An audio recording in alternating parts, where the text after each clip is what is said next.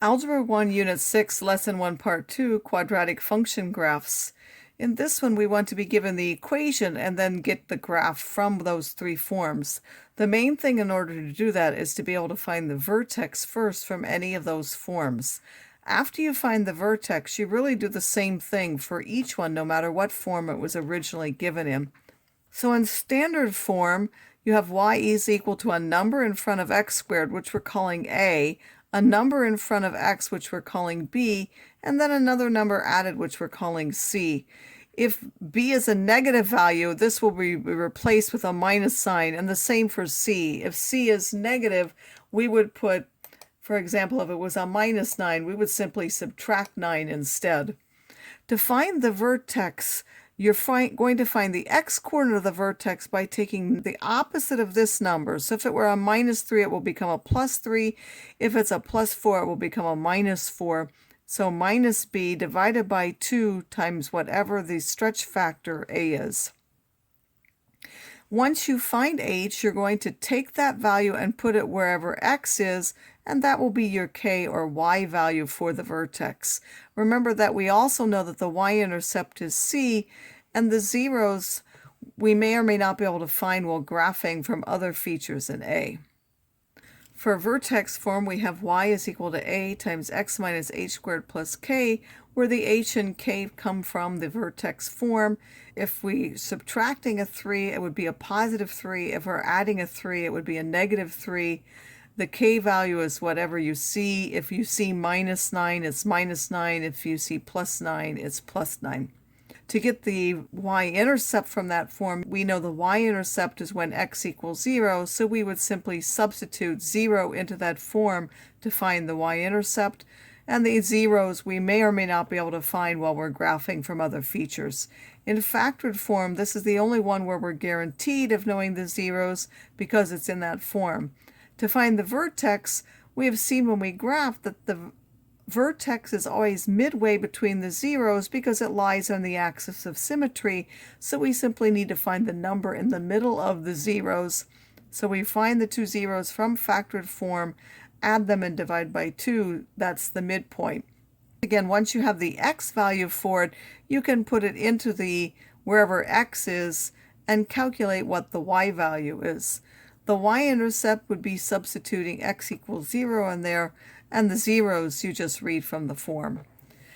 So if we have y equals 2x squared minus 7x plus 3, we first need to know what form that is. Well, we can see it's y is equal to a number times x squared plus another number times x plus another number. So a is 2, b is minus 7, c is 3. That's in standard form. The vertex then is minus b over 2a, so we have the opposite of minus 7, which is plus 7, and then take 2 times 2, which will give us 4. The x-coordinate is 7/4. To get the y-coordinate, we take that 7/4 and we put it wherever we have x, so we get 2 times 7/4 squared minus 7 times 7/4 plus 3, which if we calculate that, that's minus 25 over 8.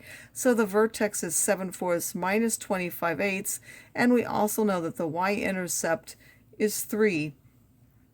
If we have y equals 1/2 times the quantity x plus 4 times the quantity x minus 6, we can see that this is factored form, and we know that the zeros are the numbers being subtracted in that, so we're subtracting a minus 4 and we're subtracting 6.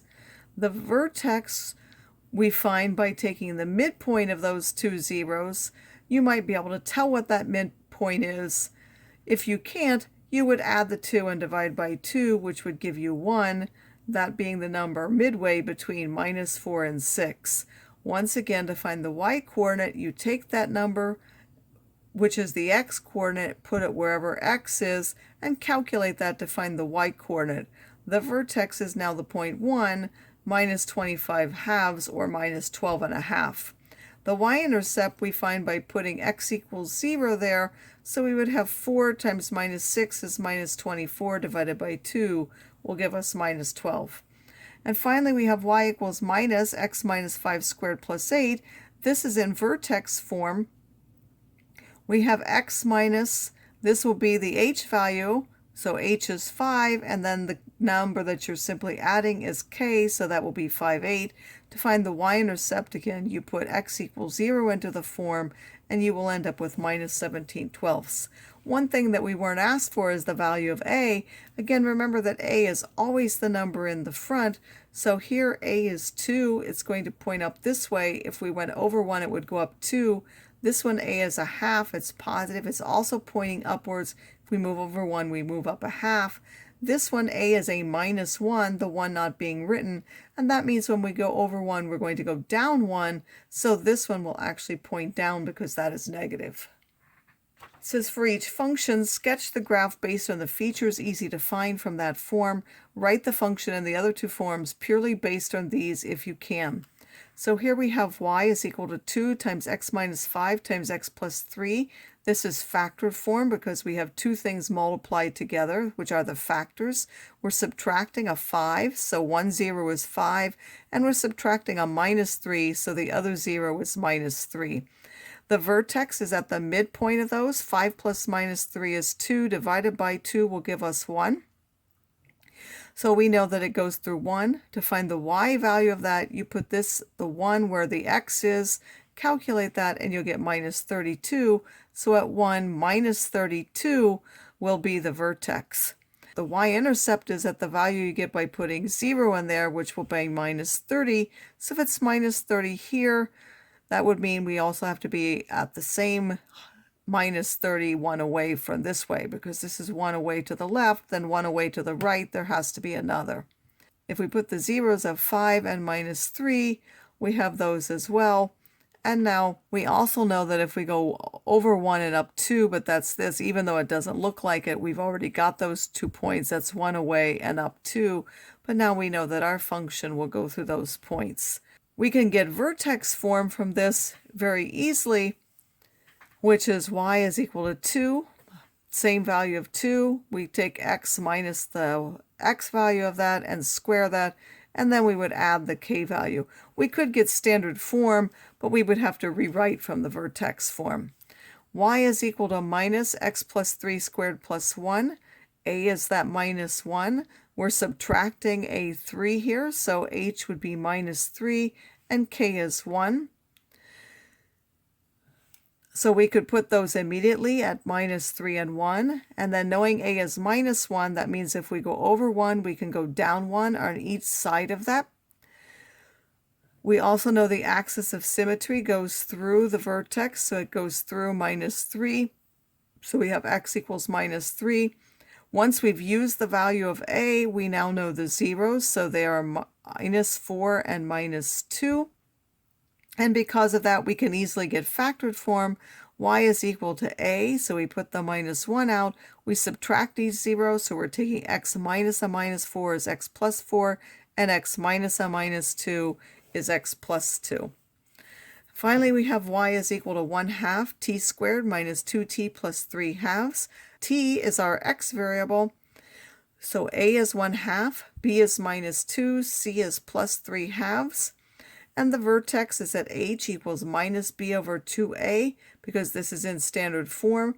So we get the opposite of this minus 2 is plus 2, and then on the bottom we have 2 times that 1/2, which gives us 1. 2 divided by 1 will give us 2. To find the k value, you take the x value, put it back in for that variable, calculate what the k value is, so we have minus 1/2.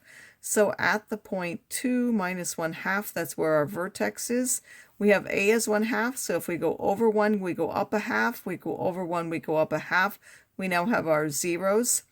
We also know that the y-intercept is that 1 1/2 or 3 halves, so we go 1 up half here. That's 2 away this way, so 2 away this way. We're also at 1 1/2, and now we can make our sketch. The axis of symmetry will be x equals 3 halves. We can get vertex form because we have the a, so we have 1/2. We're going to take the x variable, which is now t, minus the h value, which is 2, and square that, and then add the k value on in the end. From the graph, we also know that the zeros are 1 and 3, so factored form will be 1/2 of t minus the first 0 and t minus the second 0. Each one of those is a factor.